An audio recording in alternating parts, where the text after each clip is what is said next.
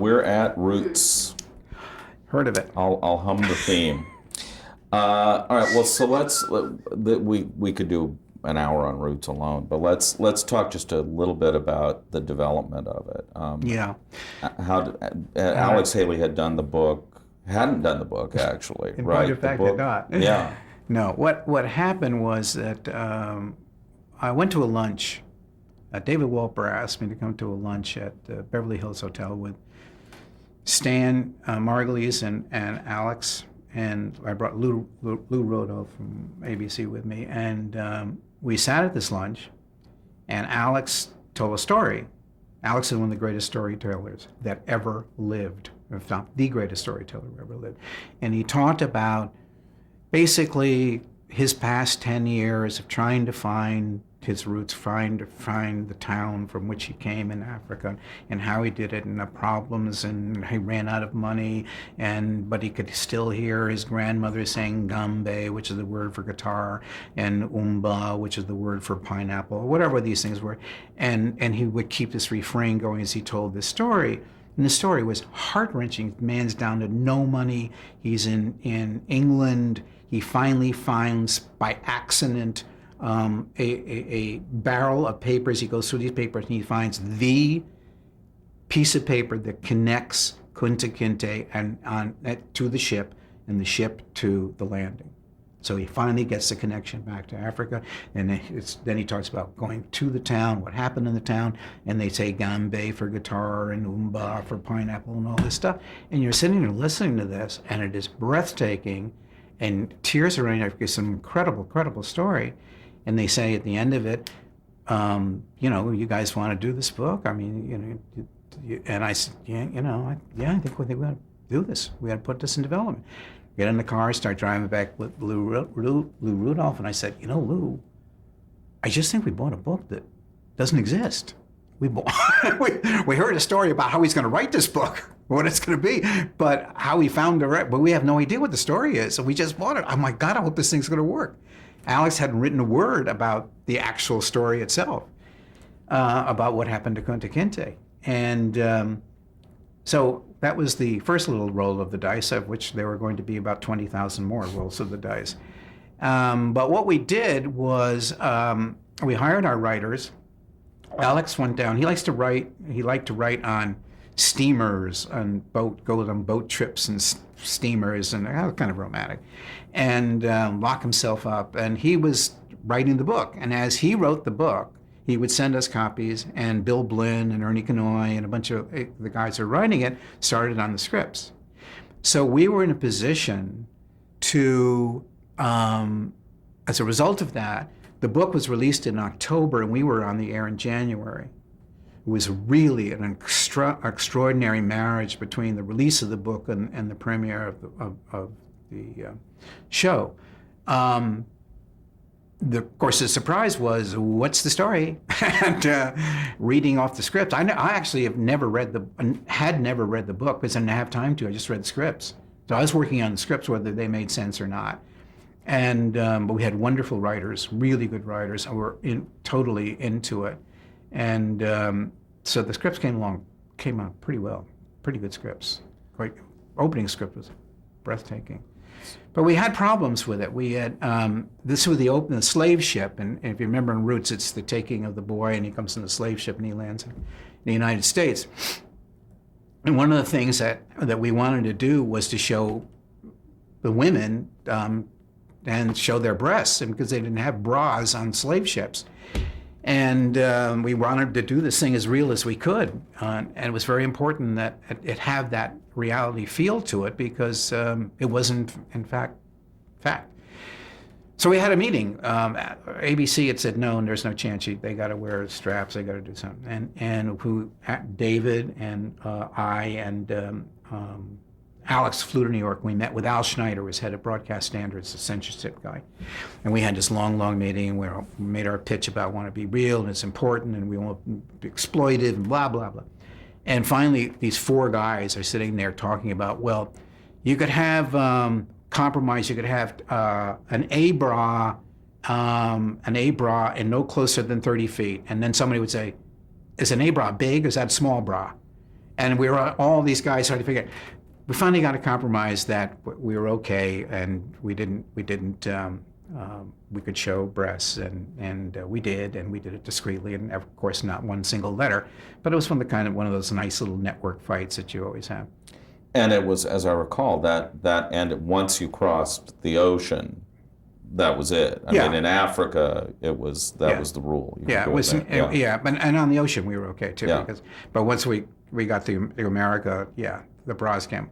But the development of it was fairly easy, and the casting was not. The casting of the main parts. The strategy on it was this. The problem with Roots was it never had been on television a successful black drama in the history of television. So we were somewhat nervous. I was terrified, and because it was my project, and I thought what we will do is get big, heavyweight white actors and build around it, somewhat in the same thing that we did with Rich Man, Poor Man, and that people will come because we have Lorne Greene and all these white actors, and we'll get no-name black actors and etc. We just were scared no one was going to come to the party.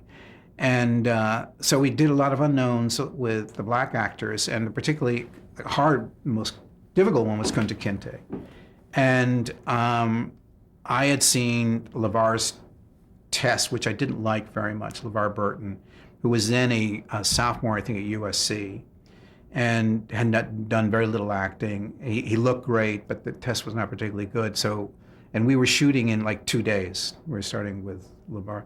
So he came into my office with David and Stan, and we had a meeting with LeVar, and he was so impressed. He was so impressive in person. He was so Kunta Kinte, the energy, the feeling, the power, the positiveness of LeVar, that we said okay, and off we went, and thank God we said okay to LeVar Burton, because he was fabulous.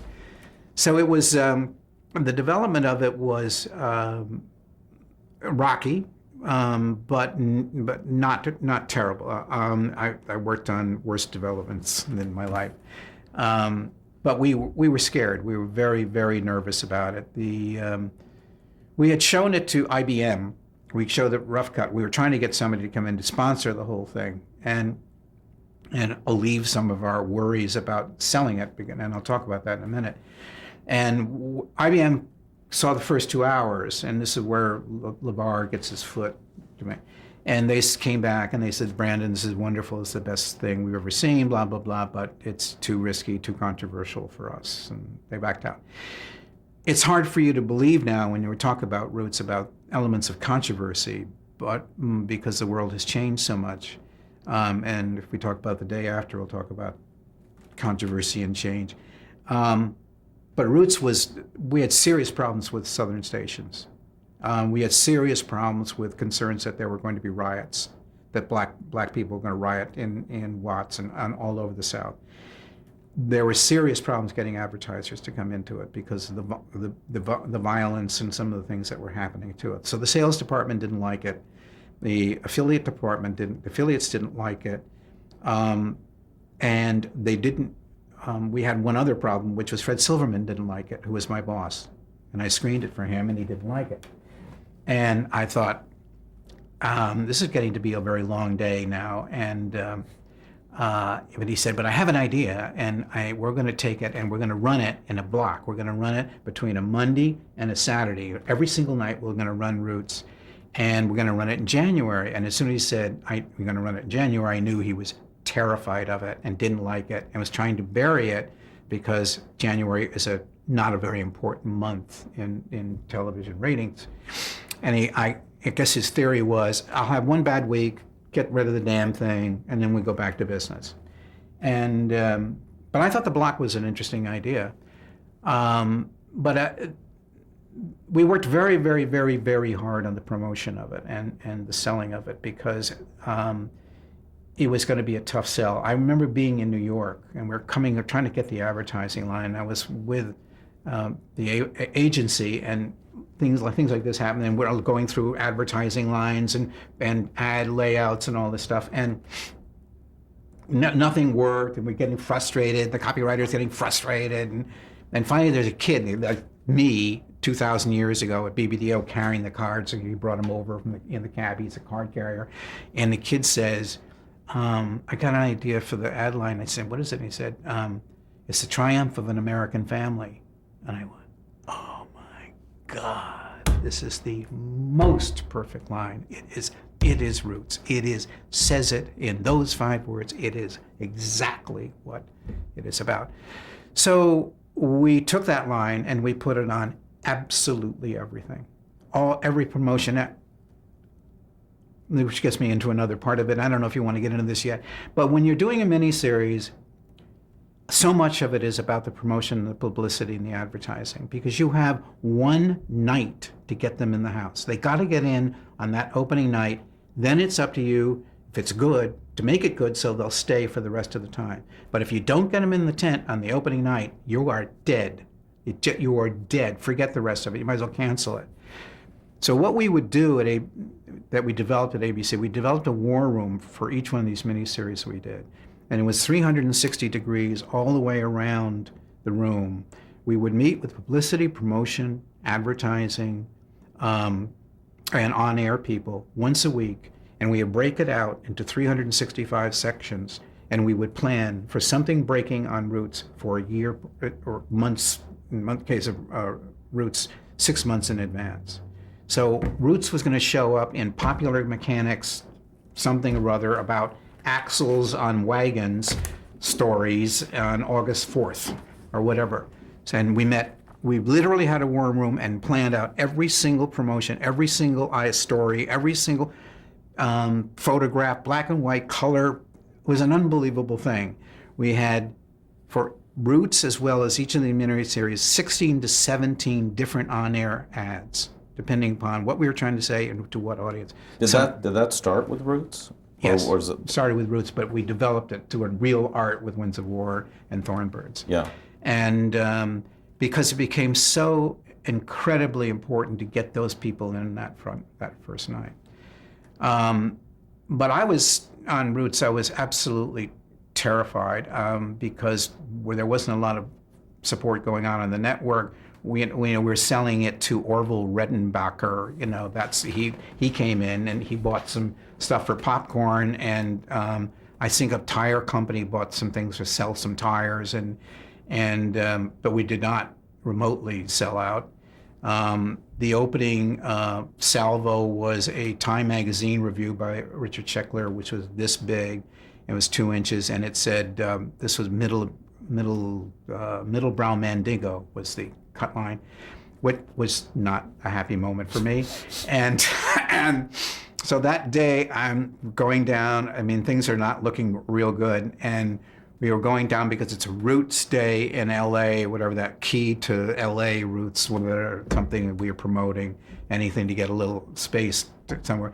And riding back with Alex in the car, and Sunday night is coming up, opening night, I said, he turned to me and said, "Brandon, how do you think it's going to do?" And I said, "Well, I think we're going to be all right. I think we're going to do, like, in those days, a 32, 33 share." And he said, "I think you're wrong." I said, "What do you mean?" He said, "Brandon, I think it's going to go right through the roof. I don't think you know what you have here."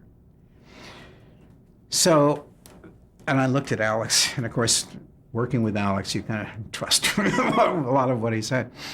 And it came on the air. Am I jumping in? Did I just blabbering on here? It's okay. You're doing fine. And if you have any questions about it. And I got a phone call at 5:30 in the morning in my kitchen right up here. And it was the head of research in New York, and we'd gone on the air. And he said, "Brandon, we did a 38 or something like that." I thought, "Oh my God, that's so great. That's so 38. That's so. I thought I was going to do a 32. He said, "No, Brandon, it was a 38 rating. We did a 62 share or something." It was mind-boggling.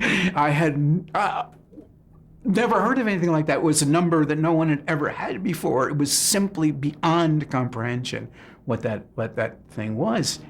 I had the night before, I was a bachelor, and my mother wanted to come out, and I decided, okay, you can come out. I forgot that she was coming out the same time that Roots was going on the air, which was not a particularly good time to have your mother around. And so that Sunday night, that when we opened, I had propped her up on my bed, because I lived as a bachelor here, and the TV was in the bedroom, and I propped her up, and I had gotten the tape and got the commercials out so she didn't have to see the commercials. You know, like, big privilege, she could run right through it. So I propped her up. My sister's on the other side. I'm down on the floor, and I'm looking up at Roots, the opening night of Roots, and all I can see, I have a temperature about 103 because I'm completely dying of fear.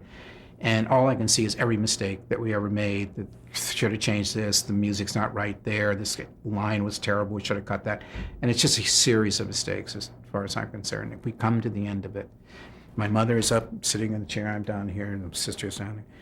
And I look at her, and she says, well, it's pretty good. And I had this purple red flash, and then went, and my hands were on the way to strangle my mother on this bed. And my sister came leaping over from the other side. It's wonderful, it's great, it's wonderful. Oh, you should be so happy, Mom. It was wonderful. Wasn't it, Mom? It was wonderful. And so that was it. So it was a long week. Yeah. But, and just to go back, Silverman was not there when it was initiated, right? He wasn't there when you bought it, or was he? No. So he was wasn't. not. He wasn't invested. He inherited it. It was Barry and Marty Stoddard. Yeah, and he inherited it. And inherited is always somewhat, you look at things differently.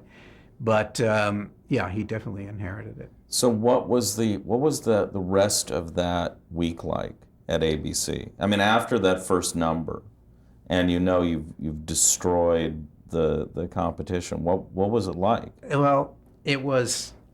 There's several levels to it. First of all, there was dancing, and so I went to my office that morning.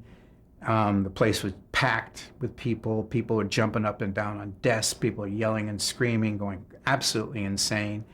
And because those numbers were beyond anything that ever had done in the history of television, and it looked like we were going to have a pretty good week. And then our focus was to go after Gone with the Wind. Gone with the Wind as a movie up to that point had been an unbelievably high number. And so we started working on the promotion, ripping up all the promotion, changing the promotion, saying, and building, wanted to build it through the week and get the closing night to be a killer number. And so we built it to, the idea was, if you ever see one episode of Roots, you must see Saturday night. If you only can see, you must see Saturday night. And we changed everything, ripped everything up, and did all these different cells for daytime, for kids, from hockey, for sports, for news, and got out there to the press about what we're trying to do. And that became a real focus for us. So we tried to do that, and we did. We beat them on the last night. I had a very difficult time. The good news was they had this ratings, everybody was thrilled. The bad news was I was 35, 6, something like that, I don't know. And I really thought my life, this is going to sound very strange, I really thought my life was over. Because I thought, I've just been involved with this most extraordinary television event, this huge risk. We took this monster risk. It has worked out on a level that I will never, ever be involved with again. The response from the audience has been so phenomenal. What's happened with how blacks responded to it, whites responded to it. It was beyond anything I could ever dream of, and I thought, I will never, ever in my life work on a project like this again. I'll be back on Me and the Chimp and The Love Boat and whatever, but never will I have something as thrilling. And I'm only halfway my career's only halfway done. I mean, it's all downhill from here. And it really bothered me. Really, really bothered me. But what did it do for your status within the network? I mean, did it buy you the latitude that if you wanted to when you came in with that first project after it, that that there was an assumption you knew what you were doing? Let us we'll put it this way: they were interested in more miniseries.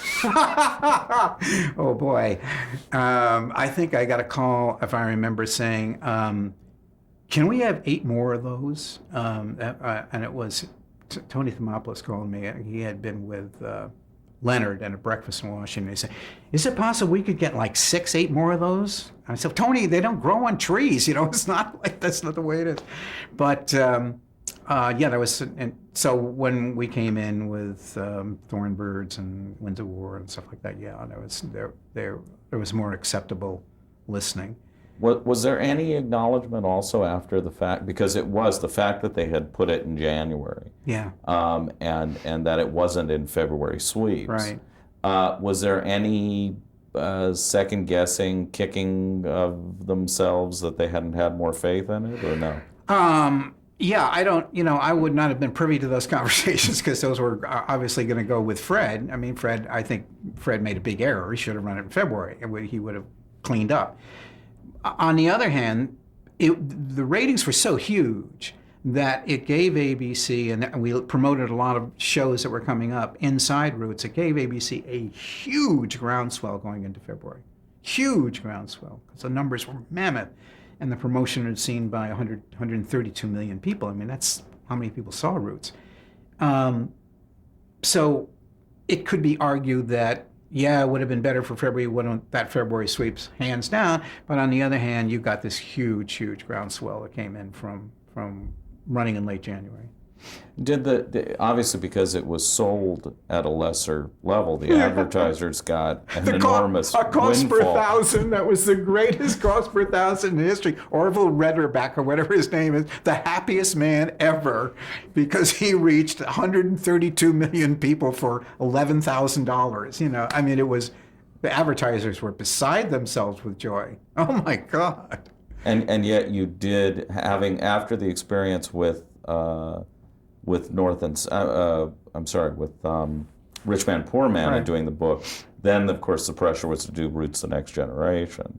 Yeah, and certainly there was pressure to do Roots: The Next Generation, and I wanted to do that one, and I wanted to do that one because the story was unfinished, and there was a real story coming up that was very, very powerful and very good, and it had interesting themes in it, had interesting stories to tell, such as in the opening episode of Roots and Next Generations, you have the blacks now free, and the blacks behaving like the white slave owners, because that's the only thing they knew about power. That's the only way they knew how to behave in power. So we started to examine in that second show things about freedom and things about slavery that had never been seen before, and were really interesting. And so I loved that. And creatively, it was a better show than the first Roots. We worked very, very hard to make sure creatively that it was. What I hated in my own mind was, if we're going to do a follow-up show, most of them suck. And I said, this is going to be better than the first show, and we will kill to make it better. And we did. It was a more interesting show, and I liked it. It worked. It was good. It's fun. Well, so given your misgivings about being associated with anything that big again, what was the feeling when the Thornbirds came on? Because the Thornbirds was pretty damn close. Well,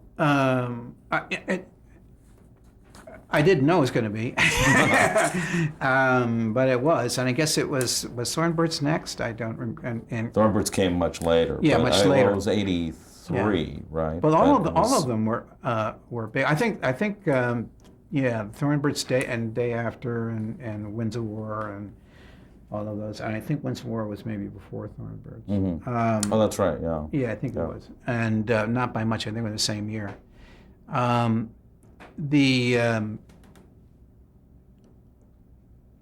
Well, I just talking about my own feelings from each of those shows. The one that was the most terrifying of anything that I've ever worked on in my life, and I was 6'2" before I worked on that show, was The Day After, and we'll talk about that. But that was that was a living terror, not only in terms of all the problems from a business standpoint, but also, I mean, I was getting threats on my life and all of that. So that one was beyond insanity, and the rating was also beyond insanity. Was that something with the day after, and maybe you can talk a little bit about the conception of it, but was it something you recognized? Did you have a sense that it was going to be as controversial as it was None. initially? No. It was an idea that I came up with myself, and I had seen China Syndrome.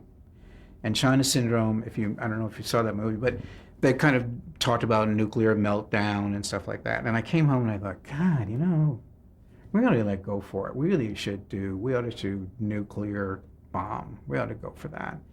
And I talked to Len Hill, who worked for me the next day, and I said, I got this idea yesterday, and I saw China Syndrome, and we should do like story of a bunch of people in the Midwest of the United States before, after, and during a nuclear attack.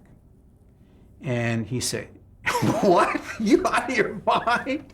And I said, no, I mean, we can do it. And he said, Brandon, no one's going to watch that. Who's going to watch something where, the whole world blows up? I mean, nobody's going to watch. I said, I don't know. I mean, I think you're probably right. I think, I've been around. I think they're probably difficult, but we should do it anyway. We should do this. So finally, I beat him up, and guy worked for me. He's turning me down, and wouldn't be the first time. And I got him to go, and we started developing it. And so it's okay. We talk about this now, Yeah. And I got Ed Hume to write the script, and he wrote, was a wonderful writer, and he wrote a breathtaking script. He sent me the script. I read it. I cried. I called him in Massachusetts where he lived. I got on the phone and I said, Ed, this is Brandon. How are you? And he goes, fine. I said, hey, you don't sound too fine. He says, well, I'm kind of down. I said, well, Edward, I just read the script. It's a magnificent script. We're going to do this movie. I promise you we're going to do this movie. He said, it's great. I said, well, what's wrong? He said, do you know what it's like to get up every day for the last 2 years and deal with the destruction of the world? I went, no, I don't. And this is what this man had done. This man had spent 2 years working on the script, researched the living hell out of it, and daily went to work, picked up a pen, and back into nuclear holocaust. And I just had no comprehension of what that would be like. His script was phenomenal. Should we break there? Yeah, okay. Let's